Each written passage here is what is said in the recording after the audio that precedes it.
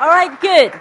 So, our next speaker, what can I say? He has over 20 years of experience in not one sector of business, but across many sectors, many industries, and many functions. He's currently on the board of directors for DSV, responsible not only for HR and finance, but also for IT functions. He has worked with both Fortune 500 companies as well as a number of listed Indian companies. And what I love about Rajesh is that he is completely up for learning. How do I know that? Well, he holds a master's degree in commerce. He holds a dual management degree in both finance and HR. He has a doctorate in management. And as if that wasn't enough, he's pursuing a master's degree in counseling and a diploma from ISTD. So please put all that energy into welcoming Rajesh Seshadri. Thank you.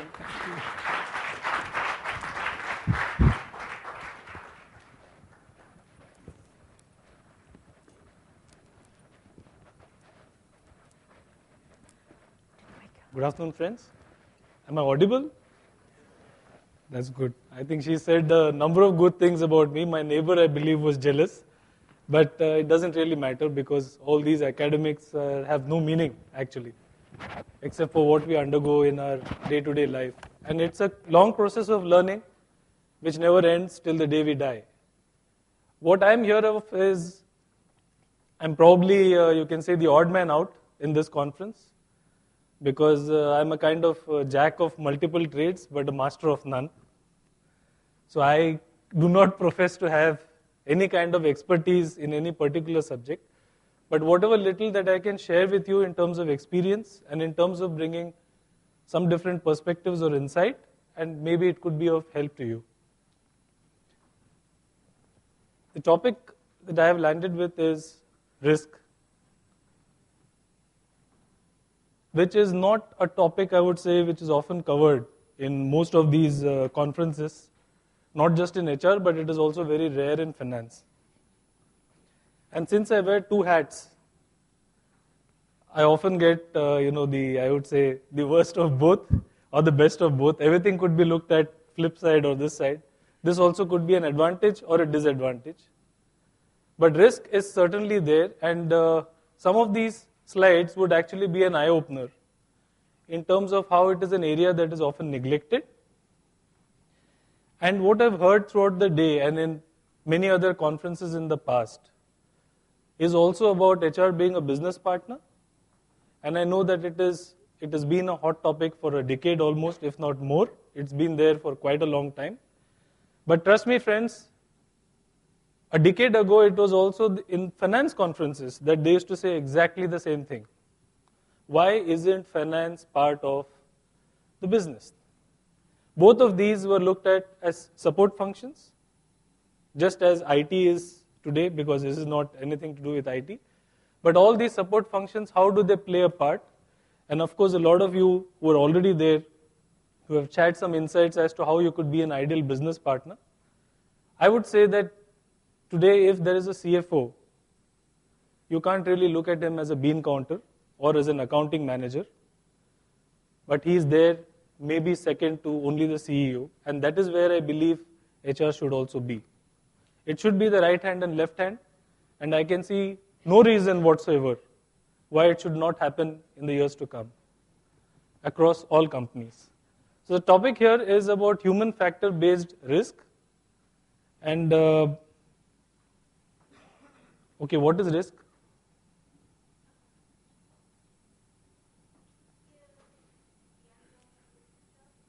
Fear of the unknown, okay. Is that risk?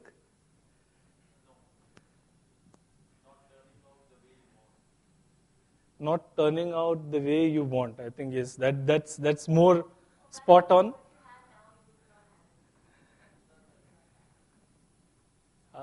Maybe, okay. In other words, you're saying we would lose something in the future. Okay. But risk is essentially a choice of an action or an inaction which will lead to an undesirable outcome.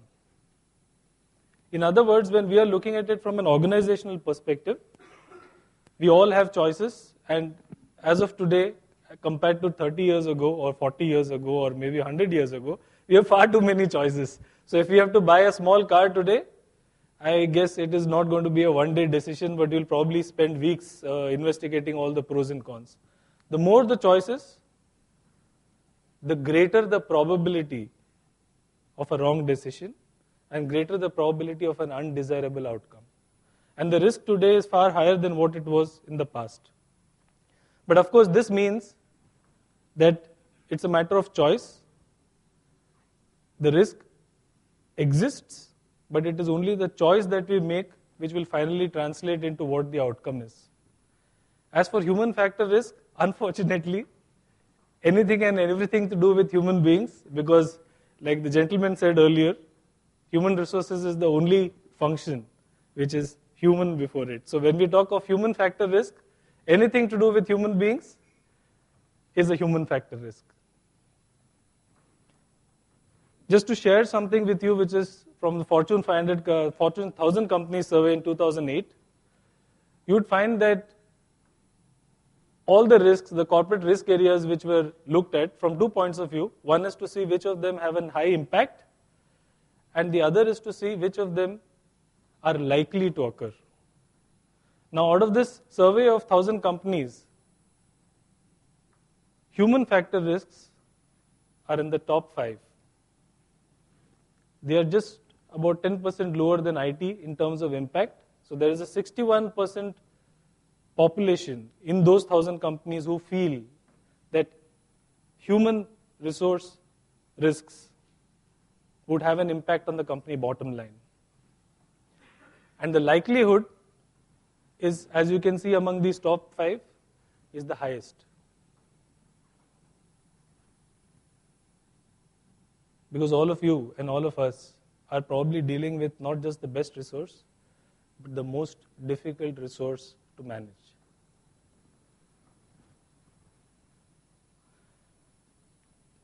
Taking you back in time, not too far beyond, but a little back in time, you're all aware of this completely. HR or personnel management or whatever it was called at that time was looked at purely from a transactional point of view. Everybody talks of transaction to transformation. Initially, there were only the basic employee services, which have now more or less been outsourced. Then there were all the headcount reports and the MIS and the basic managerial services that were required. That's been streamlined.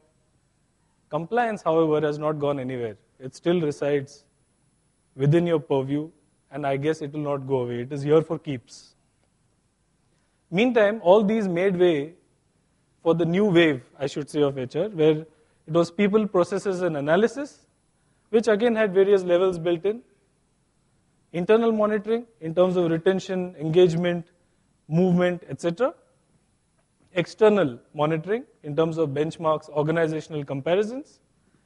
And the third being risk, an often neglected area. I would not say neglected, it's perhaps there in the back of our minds all the time. It's probably not analyzed, it is not put forth on the table, and it is not being discussed.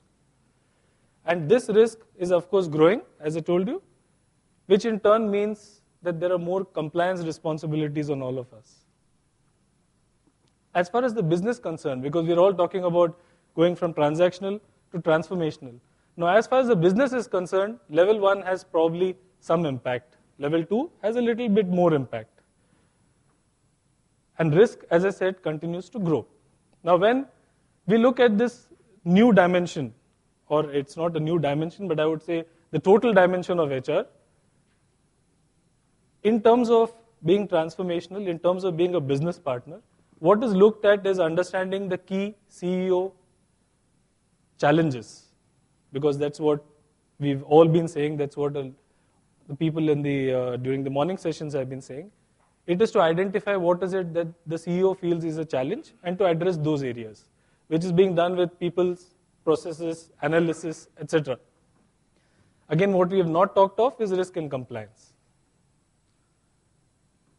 Now this transition, as you know, personally I consider sales to be the most difficult job in the world, and I may be wrong, don't kill me for that, but I think it is the most difficult job in the world to go and sell a product to a particular person. But then if I look at human resources, what we are supposed to do is miraculous. We are supposed to take a group of people who all have their individual goals, bring them in sync with the organizational goals or the common goals, facilitate this entire knowledge transfer that has to happen, groom, develop, train and motivate them, bring in morale in the organization, enforce standards and discipline, adapt to new behaviors, people, culture, changes, everything, and unleash the hidden potential in people. How easy. And by doing this, we would be transformational and become strategic business partners, heading off to the other side, which is where the board of directors sit.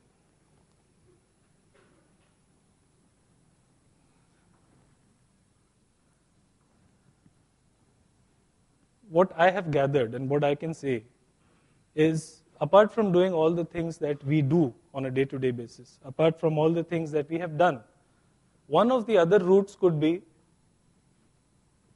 to use risks, address them, and use them as a leverage to get in on the board in all the discussion forums. So it doesn't matter whether it is merger and acquisitions, whether it is about hiring a flux of new employees, whether it is about organizational restructuring, or whatever. Risk is a perspective that you can never get away from. To give you an example, because otherwise it gets too theoretical, we were a very small organization. We started off in 2007, so we're just about 5 years old. As I was telling someone during lunch, we were 22 people then, and that's all there were. And sometime in 2008, when we could see this entire recession, all those things just about waiting to hit all companies worldwide, we sat down as a management team, and then someone came up with an idea that maybe we should include a lot of sales staff. And of course, the immediate reaction was, we have just started off. What the hell are we going to do with so many sales staff? Of course, you people don't know the industry, so you need to understand that we operate in 63 countries. Business happens both ways. It can get sold at either end because we move international cargo from one country to the another. Now, while we do this, it can be that the business is sold in US, or it could be that the business is sold in India. Now, if India were to clinch this sale, it would obviously be the local sales guy. And if US were to clinch the sale, it would be US. So this idea was that we include a lot of salespeople. So we said, how many? At that time, we were about 150 people. And we said we would bring in 50 sales staff on board within the next 12 months. Now, if this were just a matter of debate, what would be the immediate reaction?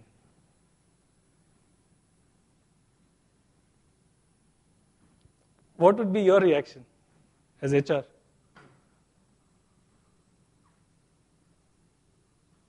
Hello?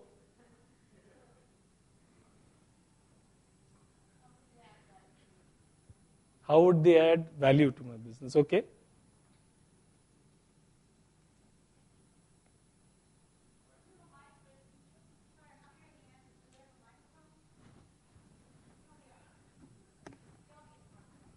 The audience microphone, okay. No, they're not answers, actually. This, yeah. If you could repeat what you were saying for benefit. How would these people add value to the business? Yeah. Anything else that you could think of? Cost would go up, yes. In a recession scenario, would they be able to sell? Okay. Okay. So I tell you, if I were to look at it with my finance hat on, the first thing I would think of is, like Neil said, costs. You're going to add the cost of 50 people, and it's not just their salaries, mind you. With my finance hat on, it's salaries, it's overheads, it's a hell of a lot of other things that come in. From the HR point of view, the risk of how many of them would stay, whether they would really be able to perform in what is called as troubled times, whether we would be able to recruit so many people on board in a matter of 12 months in an industry where sales staff are very meager. And maybe various other factors like she mentioned as well. Now with all this, we finally took a decision to go ahead, having listed out all the possible risks that we could see, how far it would set us back, and what would happen in the worst case scenario. The worst case scenario would be none of them would perform, we would have a high overhead cost that we have to absorb, and then we were left with the task of chucking out 50 people. So we went ahead and did this. At that time, if our revenue was 100%, 5% of it was locally generated, 95% of it was overseas generated, and we had just 5 sales staff on board. So we went ahead and employed 50 people. Then came the recession. None of them were able to perform to any great degree, but meantime, they all got groomed and coached, and everything else that needed to be done, they went through the worst of times. By 2011, half of them had quit, and out of the balance half, maybe 1/5 of them, we had to ask them to leave because they could not perform. Meantime, in 2010, we also brought in a flux of trainees.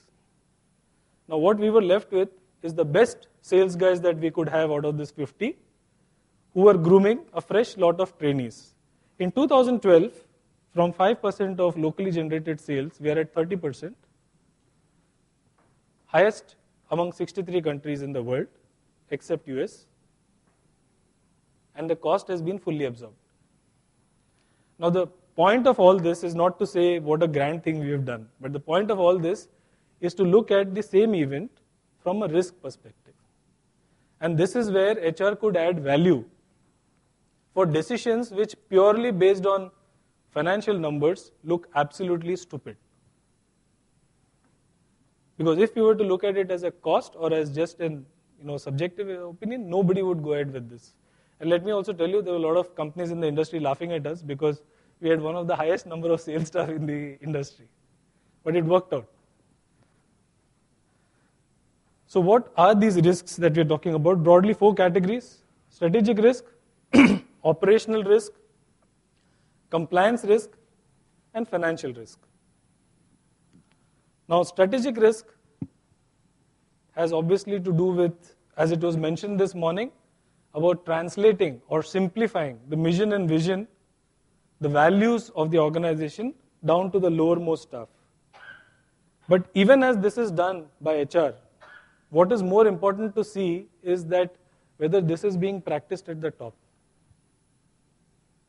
Because of all the people, the only ones who can see the risk instantly and perhaps communicate to the CEO and the board or the top management that, guys, you have set in the ethics, you have set in the tone at the top, you have set in the values, you have defined the mission and vision of the company, we have also ensured it has gone all the way to the bottom.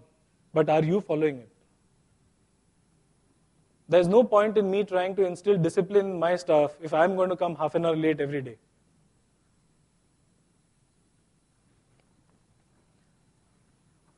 Talent management and succession planning, of course, brings with it its own risks, because how far can we succeed in succession planning? Is it possible in all sizes of organization? For what levels we should do, what levels we should not do? How much would we invest, and whether that investment is worth it? Pay and performance alignment, benchmarking surveys, all other kinds of statistical and financial data. But with all of them, we do carry the risk of aligning ourselves too much or too little. For example, if you take performance-based incentives, there are companies who even went the route of almost 80% of the total remuneration being variable. Do you think it succeeded? No, it didn't. And there are companies which have hardly, 5 or 10% or virtually zero variable components in their salary. Do you think that works? No. So as it changes from industry to industry, company to company, size to size, it also means that the risk has to be evaluated. Are we doing the right thing? Are people going to leave? Are they going to stay? And how is it that they perceive our alignment in terms of performance incentives? Operational risk, training and development, well, I don't need to even talk about it, I guess, because there's a lot that happens. How much of it is meaningful, how much of it is, and you people know the pressure that is there in terms of the return on this training investment that you're supposed to prove. Now, when it comes to policies, procedures, and internal controls, the risk is inherently in the system itself. Too little control, then you have frauds, then you have all other kinds of events. Too much control, then you become purely bureaucratic. Vendor management and sourcing, again, carries a lot of risk, especially in large organizations where decisions are decentralized. There could be biases towards particular vendors. There could be kickbacks. There could be all other kinds of stuff which, whether we hide it or not, it does happen. IT with it carries the risk of any systems related errors. Depends on how far IT compliant we are and how many of these we use. In terms of legal and regulatory, there's a hell of a lot of risk, especially in today's scenario, which many of us are blissfully unaware of. We talk of globalization and we talk of a lot of other things, but in terms of our own local taxation laws which change, in terms of employees who often try to cheat or withhold information, there are a lot of risks that we carry on this scale as well. There's a little more on it later. In terms of financial risk, which are probably not so important, there are the ESOPs, which carry certain inherent risks with them. And there is also the HR performance matrix and cost management, because you're always called upon to do a cost benefit.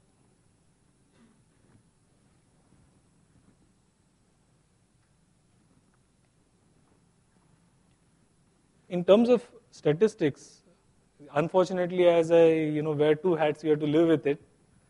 So there would be some graphs and some charts, I guess. But in terms of strategic risk, ethics stands out as one of the highest impact in those 1,000 companies that we talked about, which is the tone at the top.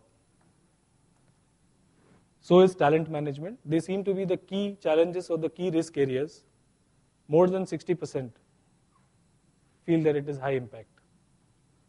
What can we do? As I said, consistency between leadership behavior, communication, policies, the tone at the top, the values that are driven across, finding the right fit, managing talent. There's a lot of things, but there's no point in me reading it out or talking, you know it all. It is just to drive home the point that can we focus on the key risks, and we are trying to identify them. In terms of training and development, it's only training and development and not policies, procedures, and vendor management which ranks high in terms of impact. So the impact on the company's bottom line may not really be all that much. The likelihood also appears to be fairly low.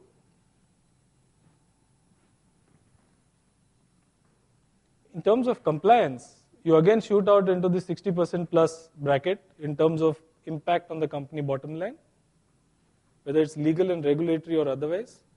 And one of these I could give as an example is probably something that's very famous, Enron. Who do you think was responsible for Enron?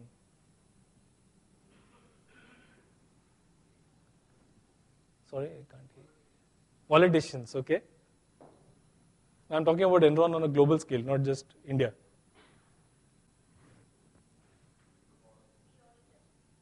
The auditors, okay?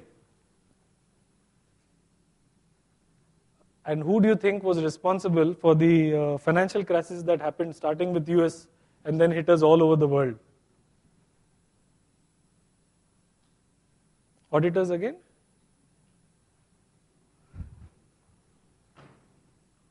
Auditors are watchdogs. They are not bloodhounds. They can't really dig out every facet of information because they have no time. But what's interesting is one Dr. Wayne from the American Psychological Association, who has written a scathing article as to how the top management is fully responsible for what has happened in all these companies, not because they were lax, but because of wrong strategies. Dr. Wayne also rates it as one of the highest human capital risk areas because when these measures were set in place, and we are talking US, when these measures were set in place, there were a lot of human resource professionals also involved who decided that there should be very high incentives for this brilliant performance of selling off all these home loans and car loans and auto loans without really understanding the risk that was involved. The same thing to do with the CFO and many others. So in a nutshell, the top management, strategies which had inherent risks which were not studied and evaluated, and that is what led to this disaster.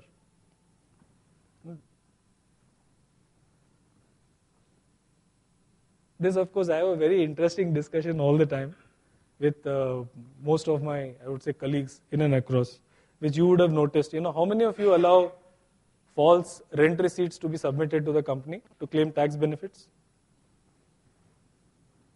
I mean, be honest.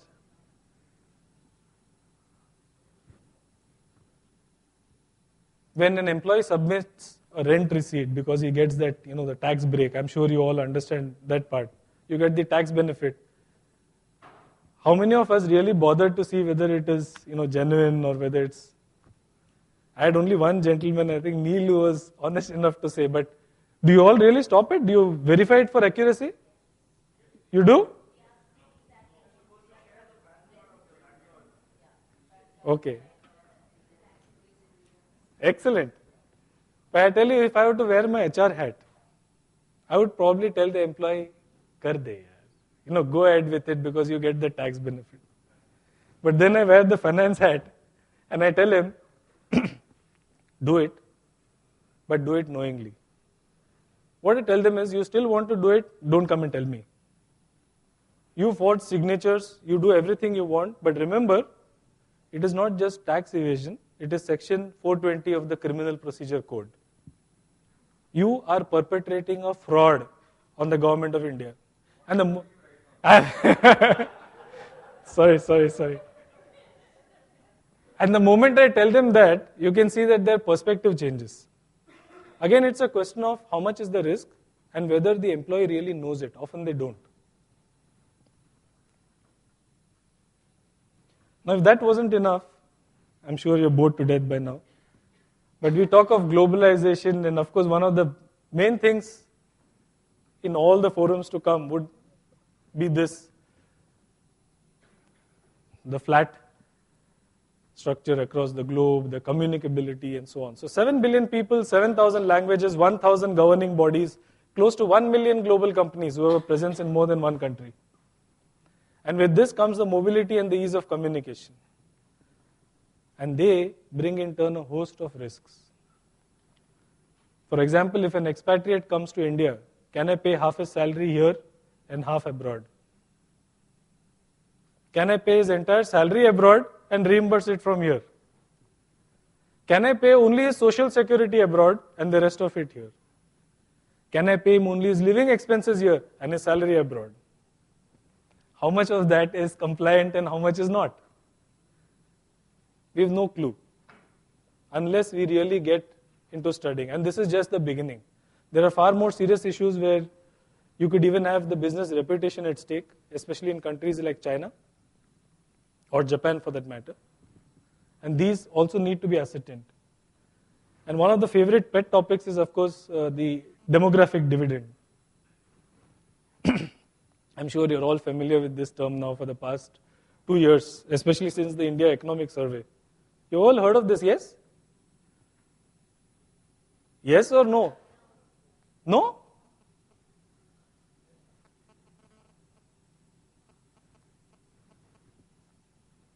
we feel so macho about certain things.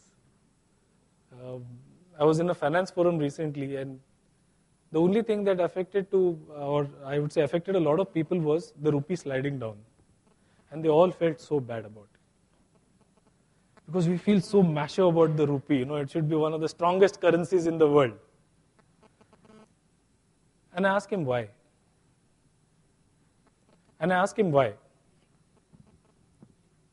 He says, no, it should be strong, then what? Nothing at all.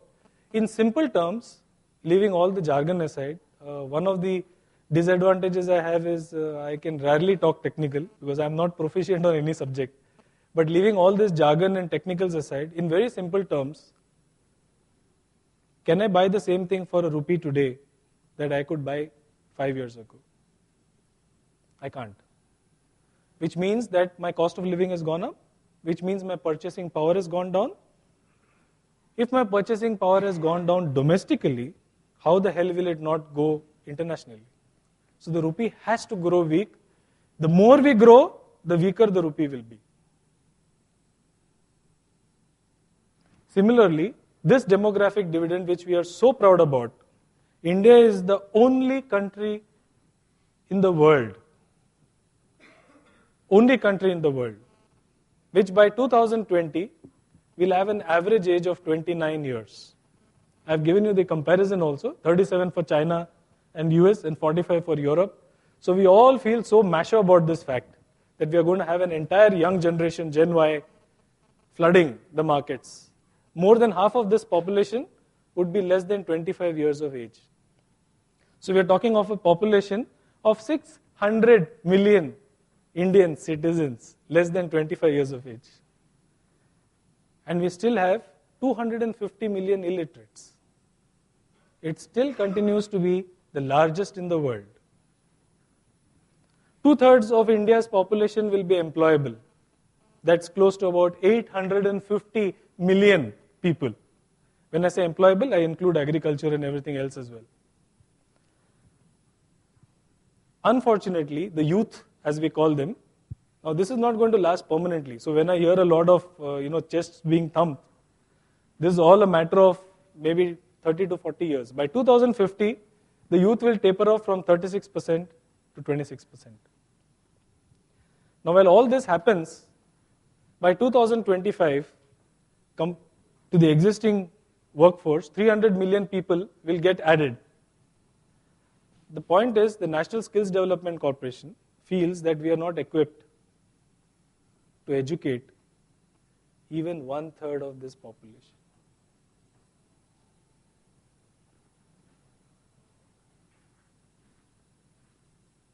So we all keep talking of talent deficiencies and this and that, but what are we doing individually and collectively is a question mark. To sum up, because all you're concerned with is the high impact risks, that's ethics, talent management, compensation and reward strategies, the Gen Y, the compliance, and globalization with this macho feeling of demographic dividend. And the high impact measures, the only measures that you can take for all this is, first of all, to address these risks, make it our point of view to table it, take it to the board, take it to the CEO, make him aware of what's lying ahead, and maybe sit together to form a strategy which can help you tide over a longer period of time than just the next 1 year.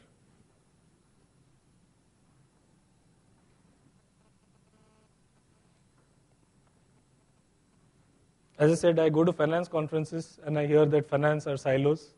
Then I go to HR conferences and I hear HR work in silos. And both of them want to be strategic partners. The only way I can see is for first both of them to work together, not as individual cost centers, but as one huge function. They can very ably support each other. And if you have that support, there's no reason why you can't be part of the strategic management. They can't keep you away.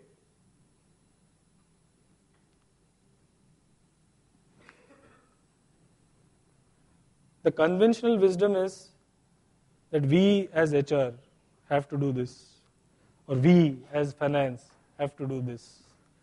We as IT have to do this. The point I'm trying to make is, can we as an organization do this and stop looking at us as a function individually? Thank you.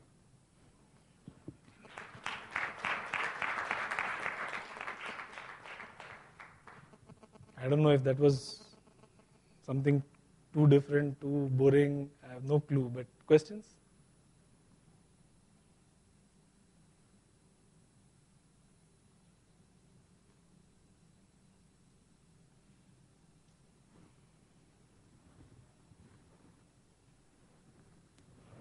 Rajesh, I have a question. Yeah. You wear HR and finance. The same person wears both hats, Yeah. right? Most HR managers don't wear the same hat. Yes. How would you have those two departments work together to fulfill what you're fulfilling? Okay, that's I think a very good question indeed, sir. Very good question. What I do is I do wear both hats, but then I'm sitting on the board. I do have a finance manager and I do have an HR manager to give them, identities. What I do is I have the advantage which all of you may not have, but what I do is whenever it comes to a common area, for example, risk, or maybe salaries, or maybe some other structuring, or an employee benefit scheme, or whatever, I make them sit together and work. It's as simple as that, but I also do it with a lot of other stuff. For example, training. It's never done on a purely, I would say, on a purely a spreadsheet or a TNA basis. So it's done by involving all the department heads and actually a kind of discussion, what is required and what needs to be done. Anything else? Yes, sir. Yeah. So many more young people are going to come into the workforce. Yes. Looking for jobs in the next, say, 10 years even. Yes. Yes, you said that after 2050 it'll taper off, but in the next 30 years we've got more people to give jobs to. Yes. So that's on the one hand, the supply of people. Yes. On the other hand, even if you look at today, in 1.1 billion people, most CEOs in India are saying that there's not enough qualified people to hire from. True. So what are we going to do? And you also said that, we are not equipped to educate these people. True. So what are we going to do as a country to not only give these people jobs, but also to solve the talent problem or the so-called talent deficit that CEOs are talking about in India? It's a huge issue for HR, and not just for HR, and like you said, for us as yes, business. for us as in citizens. Right. Yeah. Again, I think it's a very, very good and a very powerful question. One that provokes a lot of thought. There are companies already doing things about it. I don't know if there's anyone from Infosys and Wipro out here. Both of these companies have set up in-house academic facilities. And there are others who are going this path because they've realized that they can't rely on the market. You see, the problem with Indian market is also that they're flush with management, business schools and whatnot. How many of them really have caliber, how many of them are valid is a big question mark. 10 years ago, 15 years ago, it was very easy for HR to look at the institute or the university and say that yes, this is it. Today, I doubt whether we can. There are so many names that it is virtually impossible to keep track of them. On the other hand, what the government does will be very limited. Now, what has to happen is a purely private initiative, but again, that will be a little bit more greed-driven, commercialized education, which is happening.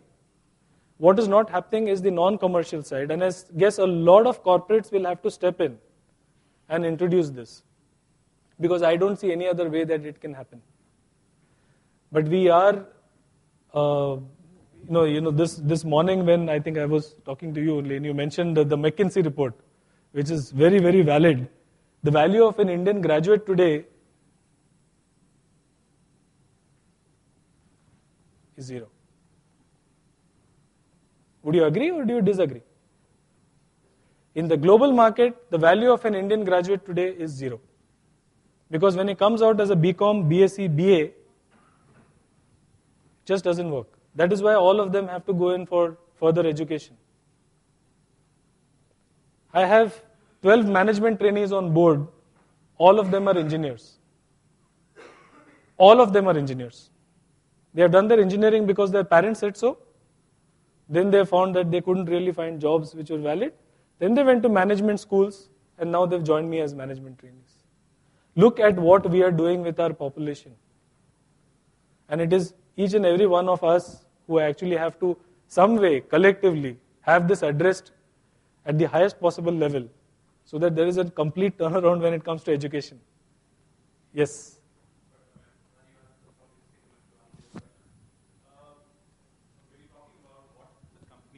Government are doing. Just a quick thought on that. You see, and I'll not claim the fact that I have the answer as such, but I belong to an organization which is doing something. I'm a part of Centum Learning, which is a Bharti company, which is the first joint venture with the first organization, which is the first joint venture with the National Skill Development Corporation, sponsored by the Government of India. You see, the problem is not just at the tertiary level, which, as you're rightly talking about it, the engineers, the MBAs. The problem is at the entire pyramid. There is a section which is at the bottom of the pyramid. So you've got school dropouts. But in school dropouts, you've got various categories. So now, right now, my entire organization, one vertical of ours, the Centum Work Skill India, is dealing with places where we going ahead and setting up training centers for people across the country. I mean, you won't believe, it is unimaginable as you go down deep in the country as to what the situations are. Dropouts are not just dropouts. You got a 5th class dropout who would have a different skill by the time he's 25. There are dropouts at the age of 11 who've dropped out problem from 2nd class. And a city kid of 11 years could be in 4th standard. But a rural kid of 11 years could be a 2nd class dropout. So there is a huge problem at the entire pyramid level. So what's happening is that NSTC, and in this public-private partnership model now, Centum did the first one, then you had the NIITs, you had Enron and Educom. That's a different thing that's going on, and that itself is creating a lot of problems. Unless and until corporates step in together and manage all the sections of the pyramid, bottom of the pyramid has to be done at the panchayati, at the gram, district, taluka, zilla level. That's what we're doing right now. It is so difficult to mobilize people. And there are, again, social issues involved with it. So you got places where kids do not kids, I would say young adults do not want to come for training. We are committing. I'll give an example. We are sitting on a letter of intent from companies like Pepsi, Coca-Cola, Hindustan Lever for almost 1.5 lakh. These companies have promised us that if you get us people, we have 1.5 lakh jobs available for them right now in Punjab, Himachal Pradesh, Uttar Pradesh, Jammu Kashmir, and Madhya Pradesh. Yes. 1.5 lakh just from 3 companies. I'm giving just a sample of the information. They don't want to come because under the Narega schemes and under the Mahatma Gandhi or the Jawaharlal Nehru schemes and all, they have a guaranteed money if they are unemployed for a particular period of time. So we do mobilization camps. We go to Gram and Jilla, Taluka. We meet with the the Sarpanch, coax him, cajole him, try to be nice to him, talk about every single thing. The kids come in for 2 days, the young adults come for 2 days, and then they run away. So it's not such an easy problem. I'm not trying to give an answer to your question, but I'm saying it is such a macroeconomic problem and which needs to be micromanaged right down to the last root. Absolutely. And then you have the college issue, where you're talking about people like BSc, BCom guys, and none of them go into their own field. There's just one place where I would disagree with you. Politicians and blaming them has become a pastime for this nation. And we always keep forgetting we are the ones who put it. We're the ones who did it. Yeah, that's a absolutely different perspective. You're right about that. But unless and until, if you talked about the demographic dividend, I represent a company which is in the training and development, human potential, solutioning for multiple corporates. We've been noticing this for almost 5 years. And we're realizing that not one company, not one state government. Now the latest thing is, take an example of metro. I'm digressing just a little bit. Nobody wanted metro. But the speed at which metro and flyovers became a voting issue, now every state wants a metro. So till now, skills were not important. Nobody cared for it because it's politicians' main agenda to keep the poor poor. Because if there's no poor, how will India survive? We need the poor to remain poor. So there's a political issue around it. So now we're grappling with a situation where our 80-year-old average politicians want to make sure country stays the way it is so that they stay in power. And they're the younger generation and corporates and people like probably you and I who want to bring some solution. But unless and until there's a mass movement around it at all the levels of the pyramid, it's not going to happen. But it's happening in pockets and results are coming. Point is, can we take advantage of the kind of demographic dividend we're sitting on today we're already losing the race. Right. We're already losing the race. Can we do it around for the next 30 years? That's the case. So I don't know, I was not trying to answer a question, I'm just putting a perspective around it. We're doing it, and it's so difficult to keep a 20-year-old kid in a training program for 21 days when there's a guaranteed job waiting for him. All he has to do is show up for the training for 11 days, go through an interview, and just get that letter. And he goes to the job for 2 days and he vanishes. They don't want to work. They rather go back to their village and get the guaranteed money and the Narega and the other schemes. So it's not so easy. So, I mean, it's interesting to solve that problem. I mean, probably the next couple of years, how NSDC and the corporates, how they're going to kind of find a solution to this problem will shape the next 10, 15 years. True. So, You're very right. just perspective. Actually, can I just add one more thing to what Deepak was saying? It's not just corporates and the government, as it were. I think more importantly, it's the grassroots organizations, a lot of the NGOs that are now coming into the whole area of education. And I specifically talk about groups like Teach for India, which is very, very, very vital for this nation to move into the next century. Yeah. Right. Thank you. Is there anything else? I don't know. Or maybe did I end abruptly? Is that it? Yeah. The concept you have solicited is just analogous to Malthus' concept. He was also equally pessimist like you. But considering the fact, half of the intellectuals who are top in the fields in advanced countries are Indians. Can you dare to say Narayana Murthy is worthless, his value is zero? He is also Indian graduate. So think about the brighter aspects, not about the pessimistic downtrodden. I take your point, sir. And it's a matter of history and proven fact that India is something with all adversities, with all greed by the politicians and bureaucrats. They are still progressing. The atmosphere is polluted because of the politicians and their greed only. That is hardcore fact, and that is the reason why really meritorious people do not come back in India. And these people simply blame for the brain drain, but they are the root cause of the trouble. And Malthus was pessimistic, but his concepts were falsified by the scientific developments. It was the vision of Nehru which made India progress in technical aspects. Nobody who is honest can deny this fact. He was the person who has developed all the scientific technical knowledge, especially engineering, and that developed the miracles. Can you say Abdul Kalam is something worthless fellow? Your general statement is something not palatable by sensible persons. Thank you, sir. Rajesh, thank you very much.